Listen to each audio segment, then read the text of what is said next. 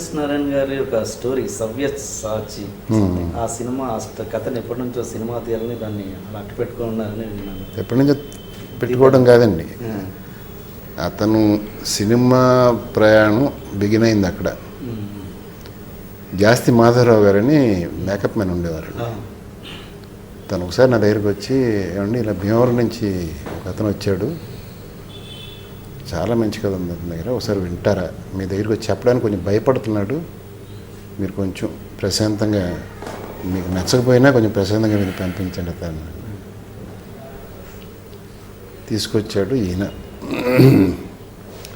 కొంచెం భయపడుతుంటే నేను అతను చెప్పింది ఫాలో అయ్యి కాదని చెప్పి కొంచెం కూల్ చేస్తానని చెప్పమన్నానండి. చెప్పాడు. Really nice. భయపడుతూ చెప్పాడు. ఆయన ఎసెన్స్ ఇస్ వెరీ గుడ్. టక్కన లేచాను నేను, లోపలికి వెళ్ళిపోయా.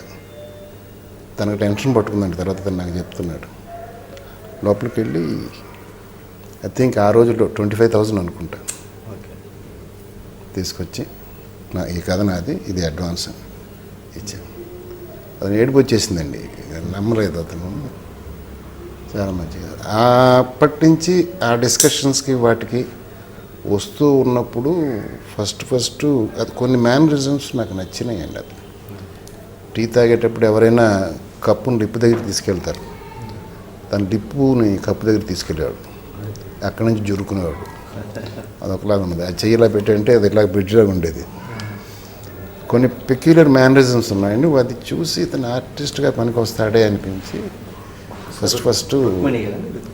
ఫస్ట్ రుక్మిణి కాదండి, యమధర్మరాజు ఎంబీఆర్ ఫస్ట్. దాంట్లో రుక్మిణిలో కొంచెం పాపులారిటీ వచ్చింది, పెద్ద క్యారెక్టరు. అది చూసే ఈవి సత్యనారాయణ గారు మా నాన్నకు పెళ్ళిలో దాంట్లో తాగుబోతు క్యారెక్టర్ ఫుల్ ఫ్లెజ్. మరి సవ్యసాచి సంగతి అదే అండి, అది ఇంకా లాకర్లో పెట్టి అలాగ ఉంచాను. అంటే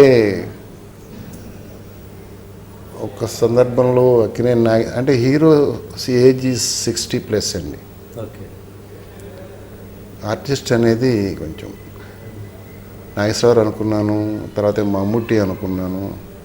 ఒక సందర్భంలో అయితే అందులో విలన్ క్యారెక్టర్ కూడా బలంగా ఉంటుందండి.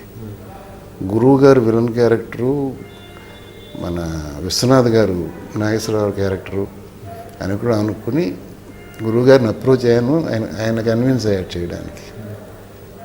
తర్వాత అనుకుంటూ ఉంటాను, ఎప్పటికప్పుడు అలా వెళ్ళిపోతూ ఉంటాను. ఇవి కొన్ని రొటీన్ ఇన్సిడెంట్స్ ఉన్నాయి, అవి మార్చుకోవాలి. అవి ఏంటనేది దాని మీద ఎక్కువ కాన్సన్ట్రేట్ చేయక తర్వాత దూరంగా వచ్చేసిన తర్వాత ఇంకా పెద్ద పట్టించుకోలేదు, జాగ్రత్తగా ఉండేది. Entire family was sitting. నాకు లైట్గా ఇబ్బందిగా ఉంది, ఆ అమ్మాయి ఇంకా ఇబ్బంది పడిపోతుంది. Whole family is there man, is it okay for you అని చెప్పి అడుగుతున్నాను.